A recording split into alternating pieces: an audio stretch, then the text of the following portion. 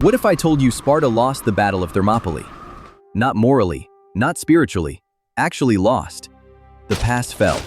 The Persian army marched through it. And a few weeks later, Athens was burning to the ground. That's not the story you've heard, and it's definitely not the story Hollywood sold you. So let's talk about what actually happened at Thermopylae in 480 BC, because the real version is stranger, darker, and more interesting than the legend, and it involves men the movie cut out entirely. Here's the myth. 300 Spartans, alone, held off a Persian army of over 1 million men and died to the last man defending freedom itself. It's a great story. It's also mostly wrong. The ancient historian Herodotus claimed Xerxes' invasion force numbered more than 2.5 million soldiers, plus almost as many support staff. But modern historians who've actually run the logistics, how much food an army that size eats in a day, how long a column that big takes to cross a bridge, think that number is wildly exaggerated. Most serious estimates today land somewhere between 120,000 and 300,000 fighting men.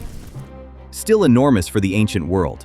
Still one of the largest invasion forces Greece had ever seen. Just not the number carved into popular memory. And the 300 Spartans weren't alone either. That's the part almost nobody puts in the trailer. If you want the subscribe button, now's a good time, because the men history quietly erased are about to become the entire point of this video. When King Leonidas marched to Thermopylae, he brought roughly 7,000 Greek soldiers with him, pulled from cities across Greece who'd agreed, for once, to stop fighting each other and face Persia together. 7,000, not 300. The pass itself was a narrow strip of land between mountains and sea, barely wide enough for a couple of chariots side by side. And for 2 full days, that narrowness turned into a weapon. Wave after wave of Persian soldiers broke against a wall of shields and spears, including Xerxes' most feared unit, the Immortals, and they broke too. Then a local man named Ephialtes walked into the Persian camp with a secret. He knew about a mountain path, the Thermopylae trail, that curled behind the Greek position and came out at their rear. Nobody's entirely sure why he told Xerxes about it. Some accounts say he wanted the reward money. Others think he just wanted to matter to someone, for once, even if it meant handing an army its victory. Whatever the reason, Xerxes sent the Immortals up and over the mountain that night, and by dawn, the Greeks were about to be surrounded on both sides. Leonidas got the warning in time to act. And here's the moment the movie skips past entirely.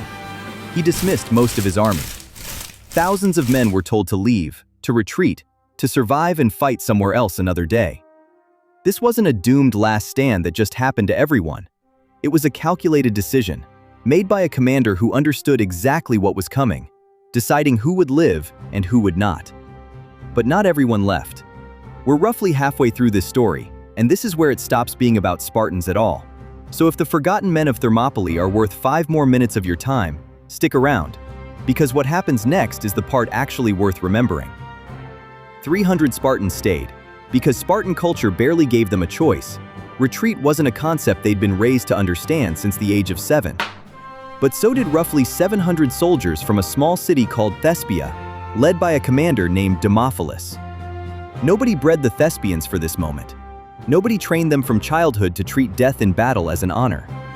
They were ordinary citizen soldiers from a city most people alive today couldn't find on a map, and they chose to stay and die anyway, standing shoulder to shoulder with men whose entire identity had been built around this exact death. Roughly 400 Thebans stayed too.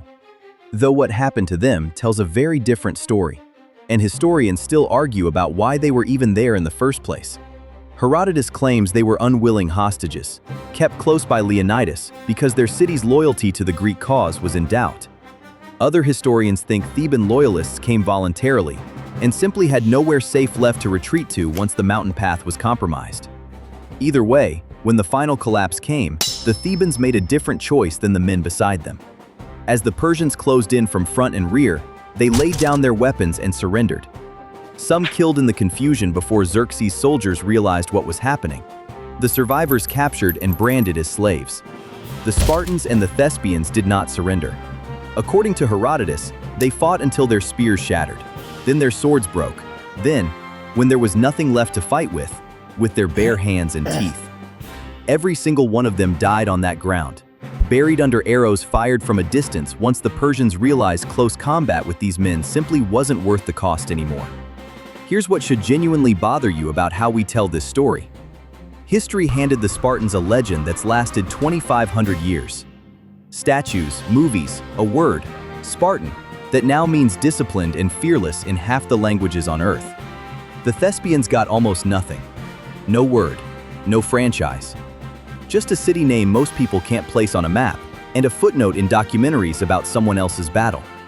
But the Spartans were raised from birth for this exact death. The Thespians weren't. They had no warrior culture demanding it of them, no reputation to defend, no myth already half-written waiting for its ending. They simply decided, in their last hours alive, that leaving wasn't something they were willing to do. If you're measuring courage by what a person actually had to lose to make that choice, it's worth asking whether the wrong 300 became famous. And Ephialtes, the man who made it all possible, he never even got his reward. Xerxes never paid him. The Greek cities put a bounty on his head instead, and he spent the rest of his life running, hiding in Thessaly under a false name. About a decade later, a man named Athenides finally killed him. Though, in one of history's better ironies, Athenides did it over a completely unrelated grudge, with no idea he'd just collected the most wanted bounty in Greece. Sparta paid him anyway. So, back to where we started. Thermopylae fell. Xerxes marched south. Athens emptied out, and what remained of the city was burned to ash. By any military measure, this was a Persian win, and a costly, humiliating Greek defeat. But here's the twist that history actually cares about. Those 2 days in the past bought the rest of Greece something priceless. Time. Time to finish building a fleet. Time to organize a real, coordinated defense instead of a scattered, desperate one. A few weeks after Athens burned, that fleet, under the Athenian commander Themistocles, lured the entire Persian navy into the cramped straits of Salamis and destroyed it. The following year, a Greek army under the Spartan regent Pausanias crushed what remained of Xerxes' land forces at the Battle of Plataea.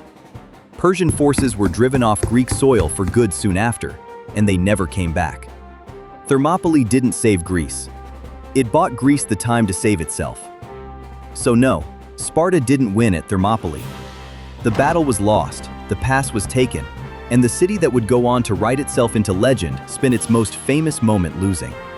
But maybe that was never really the point. 300 Spartans got the movies. 700 Thespians got nothing. And somewhere in between, a battle everyone remembers as a triumph was actually the opening move in a much longer defeat for the empire that won it. If you want more stories where the version everyone already knows turns out to be the least interesting part of what actually happened, subscribe. There's a lot more history that got its ending wrong.